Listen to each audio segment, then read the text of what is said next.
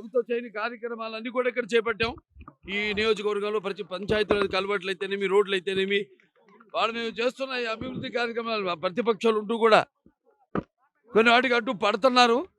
అలాగే మా అభివృద్ధి కార్యక్రమాలు కూడా స్పందించి ఇవాళ పరశురాం కౌన్సిలర్ గారు 20 వార్డు కౌన్సిలర్ ఆయన మా పార్టీలో ఈరోజు చేరడం జరిగింది. ఆయన సాధారణంగా ఆహ్వానిస్తున్నాం. అలాగే అభివృద్ధి కోసం పాటుపడే ఎవరైనా సరే ముందుకు రావాల్సిందిగా ఈ యొక్క ప్రజల ఎవరైతే మీకోసం మిమ్మల్ని ఎన్నుకున్నారో ఒక అభివృద్ధి కోసం అయితేనేమి, సంక్షేమ కార్యక్రమాల కోసం అయితేనేమి, వాటికి మీరు కూడా స్పందించి ముందుకు రావాల్సిందిగా, ఇందులో భాగం కావాల్సిందిగా కోరుకుంటున్నాను. అలాగే నాయకులు బాపిరెడ్డి గారు అయితేనేమి అందరూ కూడా ఇవాళ ఈ పార్టీలో చేరడం జరిగింది. మా వాళ్ళంతా రక్షణగా ఉంటారు. మా వాళ్ళంతా అదే నేను ఆయనకి అభయస్థం ఇచ్చాం. మేమంతా కూడా తెలుగుదేశం పార్టీ కార్యకర్తలు అయితేనేమి, నాయకులు అయితే అంతా మేము ఆయనకి అభయస్థం ఇచ్చాం.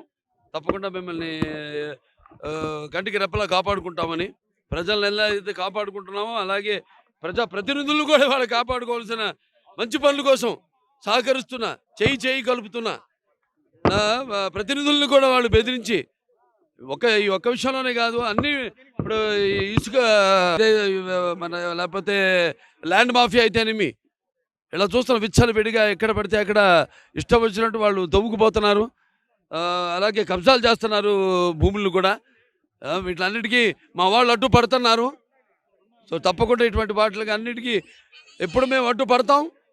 వాళ్ళకి మరి అధికారం వచ్చాక వాళ్ళపై తప్పకుండా వచ్చే తెలుగుదేశం పార్టీ అధికారంలోకి వచ్చిన తర్వాత తప్పకుండా వాళ్ళందరిపై చర్యలు తీసుకుంటామని తెలియజేసుకుంటున్నాను. నా ఒక్కడి ఇష్టం కాదు అది. అక్కడ సామాన్య కార్యకర్త నుంచి వార్డు నాయకులు అయితేనేమి అందరి ఒక వాళ్ళ అభిష్టం మేరకే అందరు చేర్చుకోవడం జరుగుతుంది పార్టీలో. వాడు కూడా పదవులు అవి ఆశించి రావట్లేదు. మేము చేస్తున్న సేవా కార్యక్రమాలని చూసి వాళ్ళు స్పందించి వాళ్ళ ప్రజలకి సమాధానం చెప్పుకోలేక ఎన్నుకున్న వార్డు ప్రజలకి, వాళ్ళకి లేకపోతే సర్పంచులు కానివ్వండి, వాళ్ళ పంచాయతీ ప్రజలకి సమాధానం చెప్పుకోలేని పరిస్థితుల్లో ఉన్నారు. ఇవాళ చూస్తున్నాం.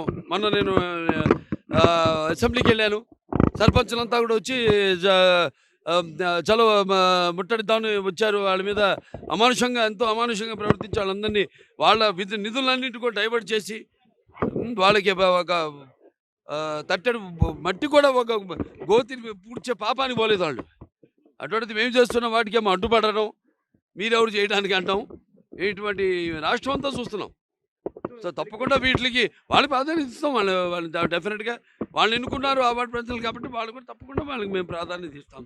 కలబట్టి వేసాం. మిగిలిన నిధులతో రోడ్డు వేస్తే అక్కడ వెళ్ళి వాళ్ళు బెదిరించి మేము గెలిచాం. అక్కడ సర్పంచ్ అక్కడ వాళ్ళేమో అక్కడ ఇన్ఛార్జు వచ్చి బెదిరించి, కాంట్రాక్టర్ బెదిరించి ఆ రోడ్డుని తవ్వేయడం జరిగింది.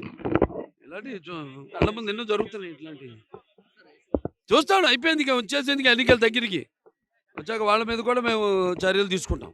వాళ్ళని విడిచిపెట్టే పని లేదు, వాళ్ళని వదిలిపెట్టే పని లేదు.